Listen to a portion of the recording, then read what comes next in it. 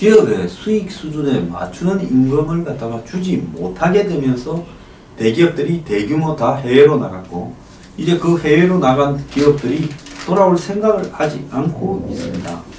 자, 그렇다면 문재인 정권이 퍼주기 쇼만 할 게 아니라 이런 골치 아픈 문제들을 어떻게 해결하겠다는 의지를 보여야 되는데, 엊그제 있었던 국민보고대회에서 저출산 문제에 대한 대통령 언급이나 일자리에 대한 언급을 바라보면요, 화성에 있는 남자 비슷한 소리를 하고 있습니다.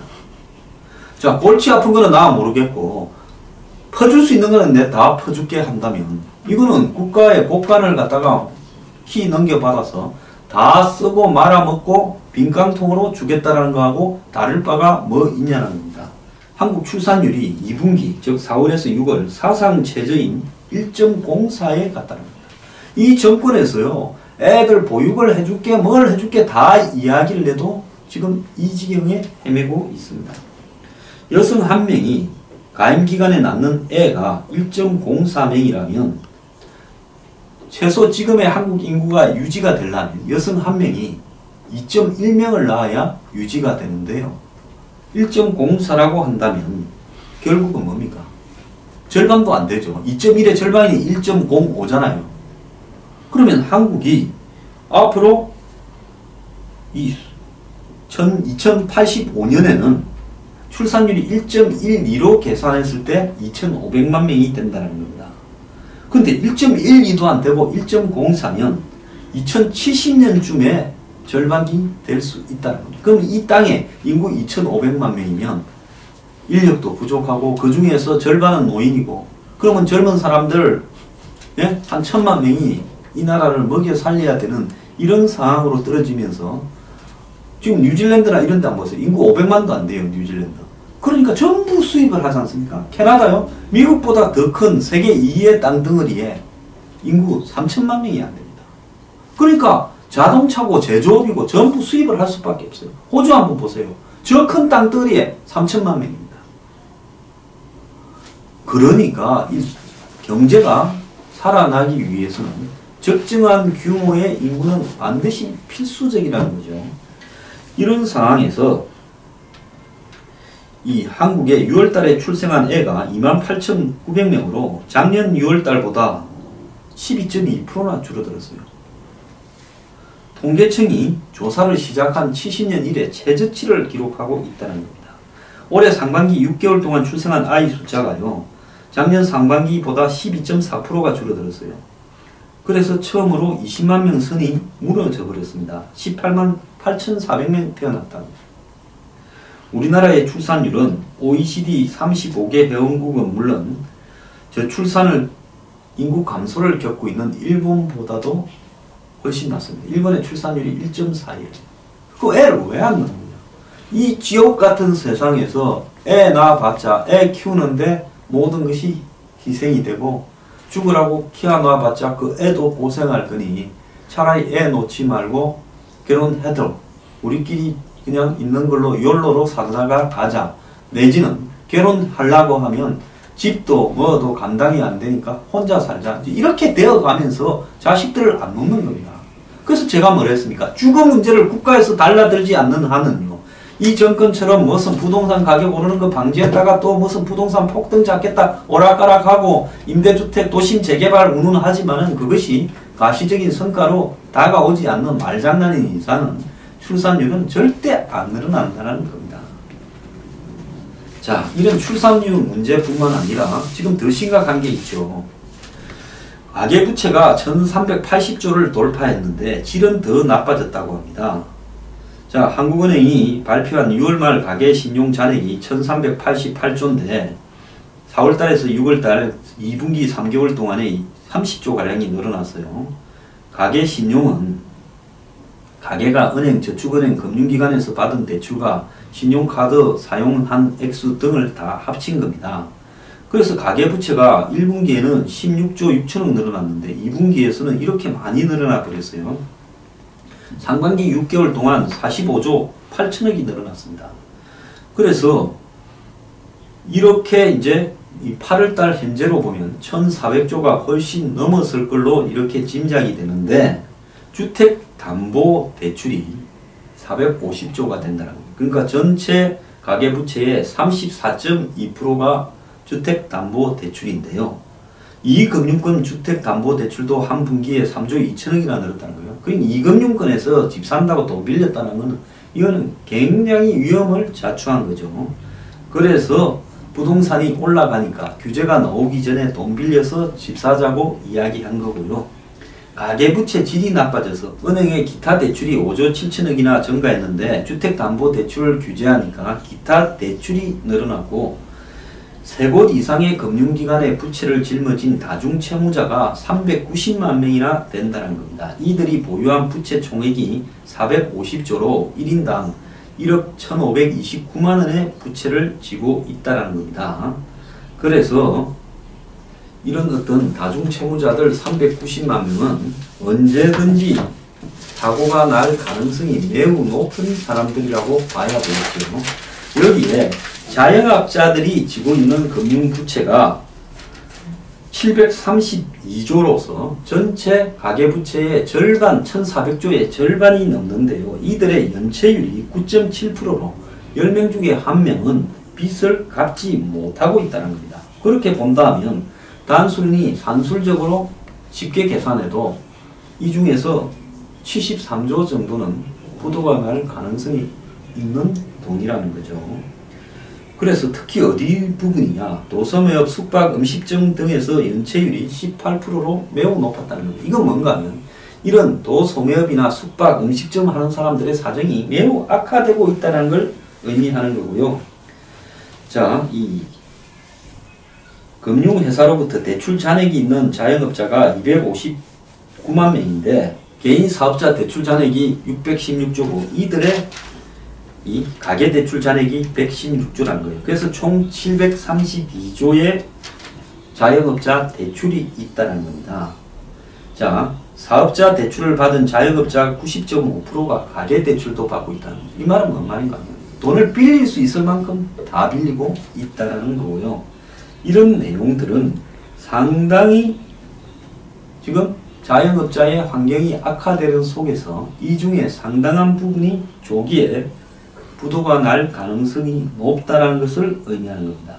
자, 이것뿐만 아니라 정부가 현재 중3 학생들이 치를 2021년도에 수능 개편안을 발표했는데 여당 의원들조차도 이게 문제가 많다라고 지금 이야기를 하고 있고요. 국회의원들을 조사하니까 92%가 불만족이고 79%가 유예해야 된다라고 이야기를 하고 있는 겁니다. 여기에 핵심은 절대평가 제도를 갖다가 도입하겠다는 건데 이런 어떤 부분이 매우 우려스러운 결과를 갖다가 초래할 거라는데 김상곤 교육부총리는 이런 부분에 대한 한간의 평가나 우려를 도외시하고 있습니다. 저는 그렇게 국민 들먹이는 문재인 정권에서 이렇게 복잡한 한마디로 학생분이 무슨 입학사정관이니 이런 수능제도 수시 정시할 게 아니라 그냥 과거에 이 한마디로 학력고사 제대로 이렇게 복귀하는 부분을 왜 고려하고 있지 않은가 하는 부분에서 우려가 지금 되고 있습니다. 여기에다가 지금 경쟁력을 재벌회사들 중에도 상류 재벌회사 몇 개 빼놓고는 상실해 가고 있고 한국에 지금 이 재계 서열 2인 현대자동차, 기아자동차도요 결국은 지금 올해 들어서 이 수출이나 판매가 제대로 되고 있지 않으면서 수익성이 극도로 악화되고 있는데 지금 노사정 위원장에 한마디로 민노총 출신의 대표적인 노동운동가 문성현을 갖다가 임명함으로써요. 이제 재계는 결국 정부가 노동자, 민노총, 한국노총 입장대로 노동개혁을 하겠다는 거 아니냐 이렇게 지금 생각을 하고 있습니다. 이 사람은 통진당 소속이었다가 통진당을 탈당하고 난 이후에 그나마 옹곤한 사람들이 옮겨간 정의당에 합류도 하지 않은 사람이고요. 2012년 대선 때부터 문재인 대통령을 도와왔다고 합니다. 이 문성현은요 경남 항양 출신으로 서울대 경영과를 나왔고 노동운동의 이 마산 창원 지역에서 한마디로 산정인이라고 할 수 있는 투사 출신입니다. 이 사람을 이렇게 노사정위원장으로 임명을 한다면 도대체 노동개혁을 하겠다는 건가 말겠다는 겁니다.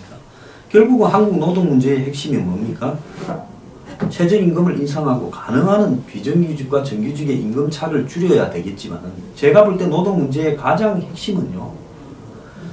비정규직을 전부 정규직화 시키는 데 있는 게 아니라 한마디로 일자리의 이동을 원활하게 해서 임금 격차를 줄여주는 문제라고 생각을 합니다.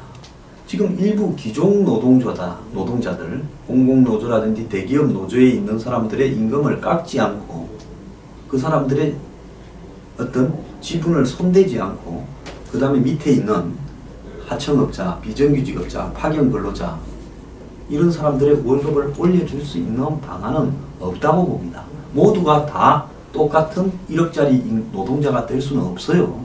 우리의 이 지금 수준이나 노동 생산성으로 보자면 그렇다면 미국보다도 자동차 업계의 노동 생산성이 70%밖에 안 된다라는 이런 이야기도 나오고 있는데 그렇다면 이들이 스스로 이 뼈를 깎는 노력으로 한마디로 현대자동차라는 이 회사 안에서 보자면 거기에 사내 하청이라든지 그 다음에 하청회사 직원이라든지 비정규직 파견 근로하는 사람의 월급을 같이 올려주면서 여기에 사용자도 좀 더 보태고 이런 방향으로 경쟁력을 높여서 서로가 공존하는 방향으로 가야 되고요. 이것은 한마디로 이 회사의 어떤 상황에 따라서 적절한 형태의 이 고용의 유연화, 노동 유연화도 도입돼야 되고 또 임금 수준의 어떤 조정도 수반돼야 되는데 우리 목은 못 잘라. 매년 물가 인상 이상으로 올려야 돼. 그러면서 파업 투쟁을 벌이고 이런 상황 속에서 어떻게 노동개혁이 될 수 있고 전부 다 정규직이 되고 전부 다 최저임금 10,000원 이상을 받을 수 있고 이렇게 갈 수 있다는 겁니까? 지금 초임 공무원도 국가 공무원도 최저임금 10,000원이 안 되는데 어떻게 그렇게 갈 수 있어요? 결국은 노동개혁을 수반하고 노사정위원회라는 것은 많이 받는 노동자들의 희생과 또 적게 받는 노동자들에 대한 양보 이런 것들이 같이 얽혀야 노동개혁이 되는데 이 정권 들어서면서부터 노동개혁은요 비정규직을 전부 정규직 시켜주고 전부 10,000원 이상 주고 하는 쪽으로 가는 거고 누가 그 돈을 낼 건지에 대해서 그 돈을 감당할 수 있는 사업자의 능력이 되는가에 대해서는 말을 하고 있지 않습니다. 자, 소득 불평등이나 양극화는 개선이 돼야 되지만은 그런 부분들이 상식적인 수준에서 이루어져야 되는데 정부가 돈을 풀고 그 다음에 기업들이 그걸 감당해라고 하면 감당할 수 없는 기업들은 외국으로 나가버리거나 문을 닫아버리거나 이런 상황으로 갈 수밖에 없는 거 아닙니까? 그러면 한국적인 현실에서 적절한 임금이냐? 지금 일부요 건설노조라든지 대기업 노조들이 이렇게 요구하고 있는 임금 수준은 한국적 현실에서 경쟁력을 상실한 것이고 노동 생산성을 감안한 것도 아닌 임금이라는 겁니다. 정치 임금이죠. 투쟁을 통해서 그들끼리 철밥통을 통해서 촛불을 들은 결과 받는 임금이라는 겁니다. 이 촛불 임금을 가지고 어떻게 지속성을 가지겠습니까? 그러니까 우리는 이만큼을 받아야 되고 매년 더 받아야 되고 우리 자녀들은 취업이 돼야 되고 우리 회사에 특혜를 받아야 되고 이렇게 가다 보면요. 결국은 그건 누구한테 전가됩니까? 똑같은 일을 하는 사내 하청에게 그 사람들은 정규직에 노조에 가입한 노동자에게 40%를 받아라. 이런 식으로 전가될 수밖에 없는 거예요. 노동자가 노동자를 착취하고 있으면서 어떻게 한마디로 이 정권은 전체 노동자를 다 유리하게 해주겠다고 하는 겁니까? 무슨 방법이 있어요? 그래서 이런 노동개혁에 대한 과제는 손을 떼지 않고요. 한마디로 노동투사들을 갖다가 전부 장관시키고 노사정위원장을 시켜서 누구를 뜯어먹고 가겠다는 겁니까? 매우 잘못된 부분이고요. 앞에 이야기한 가계부채 대책, 그리고 출산 대책, 그 다음에 노동개혁 대책, 그리고 입시개혁 이런 부분에 전부 손을 놓고 지금 있는 겁니다. 이러면서 한마디로 자신들이 희생하고 부담해야 될 이런 근본적인 개혁, 비록 인기가 없다 하더라도 버텨야 될 개혁은 하지 않으면서 뿌리고 나눠주는 개혁만 이야기하고 있고 촛불 든 사람들에게 이 각기 파일을 던지는 그런 개혁만 하고 있습니다. 이거는요 나라가 망할 수밖에 없는 겁니다. 절대 지속될 수 없는 거예요. 머지않아 그렇게 될 겁니다. 내년 경제 우려됩니다. 출산 문제요 간단합니다. 집 문제 해결하는 건데요. 이 정권에서 내놓은 한마디로 부동산 올렸다가 또 그것 두들겨 잡는 이런 식의 수준으로는요 출산 문제 해결 절대 안 됩니다.